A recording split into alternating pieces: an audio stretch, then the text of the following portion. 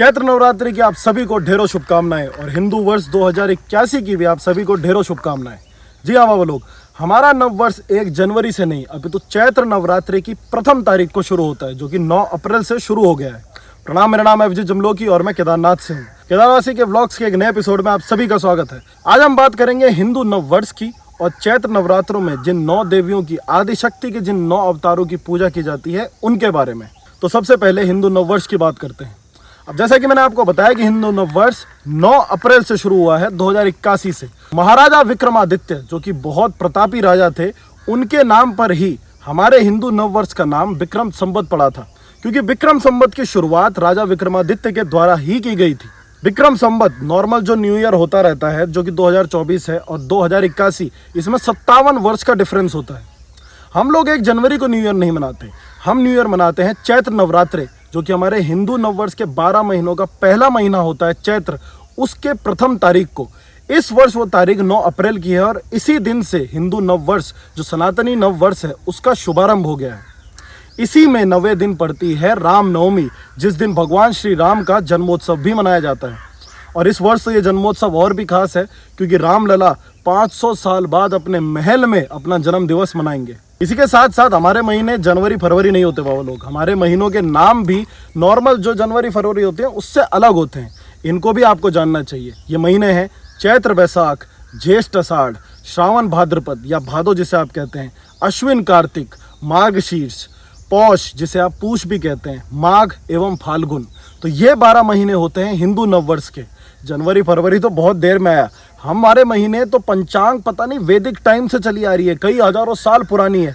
हम उस समय से सूर्य चंद्र पृथ्वी की गति का अनुमान लगा रहे हैं, हम उस समय से तारों के बारे में जान रहे हैं। हमने तो वैदिक टाइम से ही बता दिया था कि 9 ग्रह हैं, जो कई साइंटिस्ट को बहुत समय, अभी थोड़े ही समय पता लगा है कुछ सालों पहले कि 9 प्लैनेट्स होते हैं वगैरह वगैरह। हमारी पंचांग तो 9 ग्रह की गणना पता नहीं कितने हजारों सालों पहले से कर रही है। तो चाहे पूजा पाठ की ही बात हो, वही सब भारत ने नहीं दिया, अपितु विज्ञान जो साइंस है उसकी जननी भी हमारी मातृभूमि भारत है। अब बात करते हैं चैत्र नवरात्रि की। वैसे तो नवरात्रि वर्ष में 2 बार मनाई जाती है, एक दशहरे वाले टाइम पे और एक चैत्र नवरात्रि। चैत्र नवरात्रि खास इसलिए है क्योंकि इसी समय 9वें दिन भगवान श्री राम का जन्मोत्सव भी मनाया जाता है।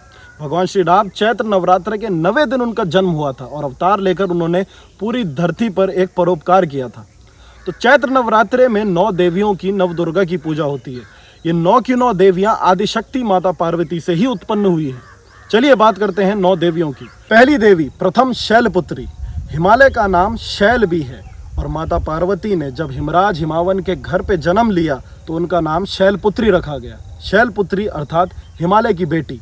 पूजा, धन, रोजगार, स्वास्थ्य के लिए माता शैलपुत्री की पूजा की जाती है और नवदुर्गा में ये प्रथम देवी है। इनका वाहन वृषभ है, इसीलिए इन्हें वृषारूढ़ा के नाम से भी जाना जाता है। द्वितीय ब्रह्मचारिणी, नवदुर्गा में दूसरी देवी है ब्रह्मचारिणी। ब्रह्म का अर्थ है तप और चारिणी मतलब इसका आचरण करने वाली। तो तप का आचरण करने वाली का मतलब होता है ब्रह्मचारिणी। ब्रह्मचारिणी बहुत ही सौम्य स्वभाव की देवी है। माता पार्वती ने भगवान शिव को पाने के लिए कठिन तपस्या की थी कई वर्षों तक। तब कई ऋषि मुनियों ने मिलकर उन्हें ब्रह्मचारिणी के नाम की संज्ञा प्रदान करी थी। जो भी साधक हैं, जो अपने मन को एकदम बहुत ही शांत रूप में डालना चाहते हैं, जो वर्षों तक तपस्या करना चाहते हैं, जो किसी भी काम को बहुत ही काम तरीके से करना चाहते हैं, उन्हें माँ ब्रह्मचारिणी की पूजा अवश्य करनी चाहिए। तृतीय चंद्रघंटा, नवदुर्गा में माता आदिशक्ति के तीसरे रूप का नाम है चंद्रघंटा। इनके सर पर घंटे के आकार का चंद्रमा है। सिंह पर सवार इस देवी की मुद्रा युद्ध के लिए उद्यत रहने की है। असुर एवं राक्षस इनके घंटे की ध्वनि मात्र से ही कांपते हैं। आत्म कल्याण के लिए जो मनुष्य चाहता हो उसे माता चंद्रघंटा की पूजा अवश्य करनी चाहिए। चतुर्थ कूष्मांडा, नवदुर्गा में चौथी देवी है कूष्मांडा।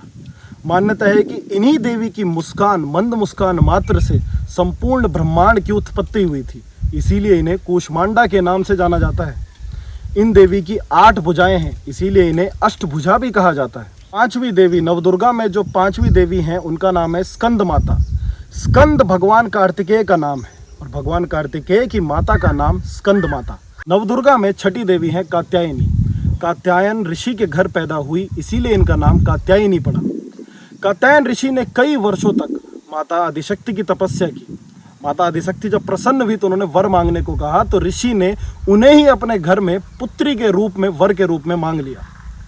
माता कात्यायनी ने ही महादैत्य महिषासुर का वध भी किया था। नवदुर्गा में 7वीं देवी है कालरात्रि।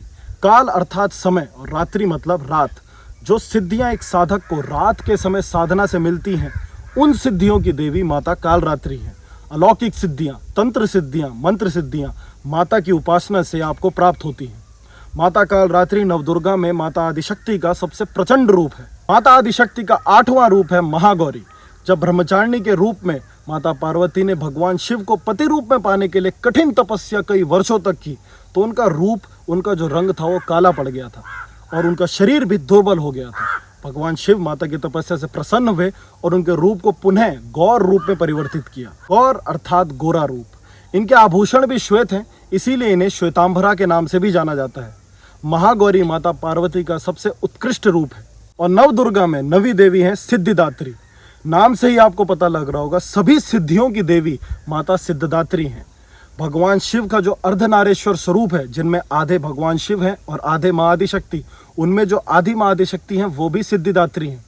देवी पुराण के अनुसार भगवान शिव ने भी कई शक्तियाँ माता के इसी स्वरूप से अर्जित की हैं। एक मान्यता के अनुसार अगर आप मात्र सिद्धिदात्री माता की भी पूजा करते हैं तो नवदुर्गा की सभी देवियों की कृपा भी आप पर बनती है। तो ये थे माता आदिशक्ति के 9 रूप, जिन्हें हम नवदुर्गा में 9 देवियों के रूप में पूजते हैं। ये साल में 2 बार नवरात्रे आते हैं। पहला चैत्र नवरात्रे, जिसमें हमारे हिंदू नववर्ष के शुभारंभ भी हो रहा है, और दूसरा दशहरे के टाइम पे, विजयदशमी के टाइम पे जो नवरात्रे आते हैं, उनमें भी हम इन्हीं 9 देवियों की पूजा करते हैं। वैसे तो नवदेवियों की पूजा, नवदुर्गा की पूजा हमेशा ही करनी चाहिए, बट ये 2 ऐसे आपके ओकेजन्स होते हैं जिसमें आप माताओं के पूजा जरूर करते हैं। 9वें दिन सारे लोग 9 छोटी लड़कियों को अपने घर पे बुलाते हैं, जिन्हें वो 9 देवियों का प्रतीक मानते हैं, और उन्हें भोग लगाते हैं। एक तरीके से वो माता को ही भोग लगा रहे हैं। तो अपनी नवदुर्गा, अपने कल्चर के बारे में और भी जानिए। अगर ये वीडियो अच्छा लगा तो make sure to hit the like button. Comment बताइए कि आप नई स्टोरी क्या देखना चाहते हैं। अभी ये स्टोरी वीडियो तो नहीं था, बट आपको चैत्र नवरात्रि के पता होना चाहिए, आपको हिंदू नववर्ष के महीनों के बारे में पता होना चाहिए, इसीलिए मैंने ये वीडियो बनाया था। अच्छा लगा होगा तो सब्सक्राइब कर देना चैनल को। आगे आने वाला बहुत ही ज़बरदस्त व्लॉग है, उसकी मैं हिंट दे देता हूँ। वो यक्ष और पांडवों से जुड़ा हुआ व्लॉग है, एक ऐसी लेक जो कि उत्तराखंड में है। मिलते हैं एक नई वीडियो के साथ, तब तक के लिए जय हिंद, जय केदार।